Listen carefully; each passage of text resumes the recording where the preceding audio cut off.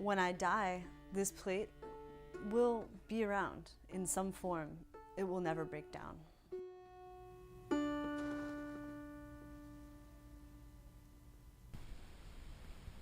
The Hudson Valley is a very, beautiful and unique region itself. We have a lot of farms, a lot of agriculture, and the local food movement is really starting to pick up.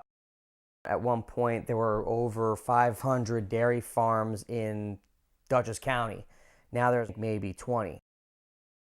But those 20 are starting to do more and more products, and local products, organic, natural, and sustainable products are becoming a bigger play out there. Being able to get your food from a couple miles away, I think, is a much better and more sustainable way than trucking it and shipping it by plane or boat across the oceans from South America. Why would you want a tomato that has traveled X amount of miles with something that has just come from your backyard, really? You know where your food's been, you know where it's at, you know whether people are using pesticides or not. You have these farmers markets that produce food locally. Instead of being part of a corporation, is nice with that 401 package. But really, it comes down to the community. It's sweet and it's perfect protein. The Hudson Valley region is kind of like Tuscany in a way, and I think it will eventually be built up to that, where we will be the agricultural arm for New York City and the region itself.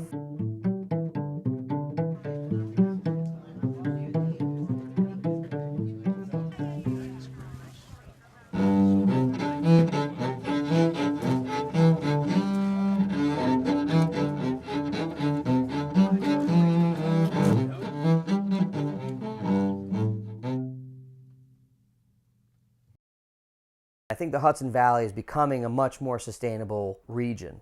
In Dutchess County, we recycle a lot of the plastics.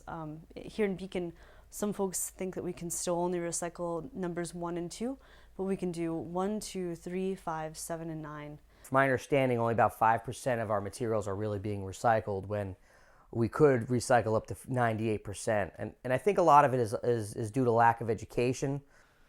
They may not realize how much garbage gets flown back into water systems, what gets broken up, what kind of chemicals are extracted from our garbage that just go right back into our drinking water, or right back into the food system. Recycled materials are vast. I mean, there are a lot of different materials that can be recycled. There's all kinds of plastic products that are recyclable. Just wash them, recycle them. You could wash them and reuse them. Tin is recyclable. The lid is recyclable. All your plastic materials can be recycled. Of course, you have your cans and your glass products, such as Snapple bottles and water bottles. And most tin can be recycled. The materials, the copper, the lead, the glass, all the different components could be reused if brought to the right facility. And we definitely have access to that here, and it's important to spread the word about it. It'll help us save money and save resources and stop things from getting burned.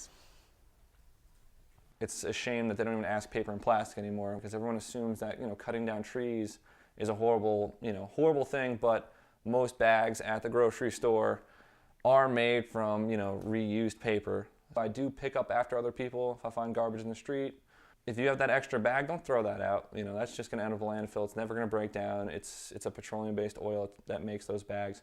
Keep that with you. It provides a good enough barrier. If you see anything in the street, pick it up, throw it in there, whatever. If you got to carry it around for a little bit, go for it. Everyone's got an empty pocket. Reach down in your pockets right now. Reach in.